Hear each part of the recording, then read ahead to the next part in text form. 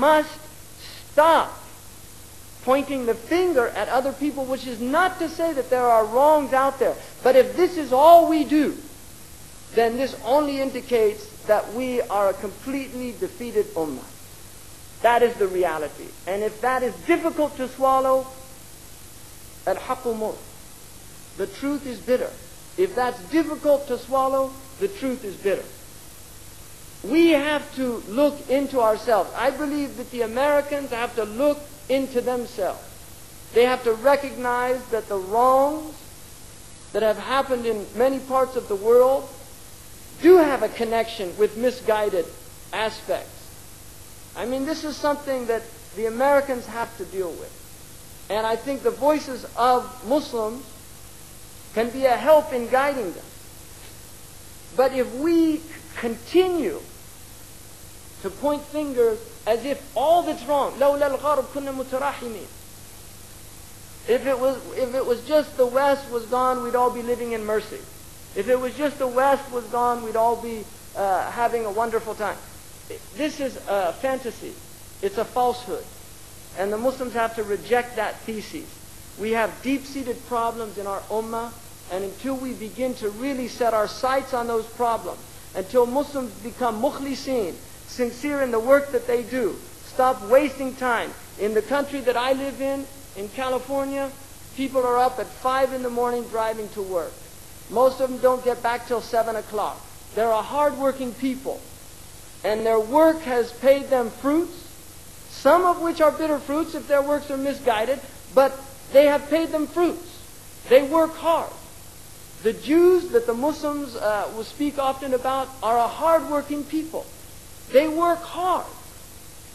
But when you look at many of the Muslims, you don't see that same level of dedication. You don't see that same level of work. And the nature of the world is that it's sunan. If you follow the sunan, you will succeed. But if you don't follow those patterns, you won't succeed. And Allah subhanahu wa ta'ala, He gives to people. Yuti mulkuhu man yasha. He didn't say yuti mulkuhu al-muslimin. Yuti mulkuhu man yasha. He gives His dominion to whomever He pleases. And there's a wisdom in that. And there's always a wisdom. So Muslims, we have to recognize there's much work to be done. We have a great deal of work to do. We need to educate ourselves. We need to be concerned with constructive matters, not destructive matters, because the Muslims, by their nature, are builders. They're producers. That we have given the world one of the greatest civilizations. And I would say that if you look in our history of over 1,400 years, the vast majority of our history is success. It is not failure. We are an ummah of success, of najah and falah. We're not an ummah of fashal, of failure. It is not the nature of the Muslim ummah to be failure. But if we do not recognize that success comes in following the prerequisites of success, and if we don't follow those, because one of the Americans, Einstein, said that the definition of madness is to do the same thing over and over again and expect different results. الجنون أن تفعل نفس الشيء مرة بعد مرة وتتوقع نتائج مختلفة. Right? You expect some different result. It's not going to happen. And I will end this lecture by saying one thing. Do not despair of the Europeans or the Americans. And I think that my presence here is a testimony to that truth. Do not despair. لا تبلسوا, because Iblis is the one who ablasa. When the Mughals invaded Baghdad, they had blood running in the streets. And yet they became great Muslims. They defended Islam.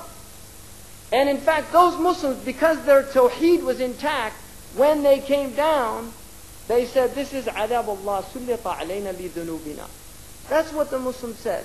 This is a punishment from Allah that has come to us because of our own wrong actions. رَبَّنَا لَا تُسَلِّطْ عَلَيْنَا بِذُنُوبِنَا مَنْ لَا يَرْحَمُنَا وَلَا يَخَافُكَ فِينَا.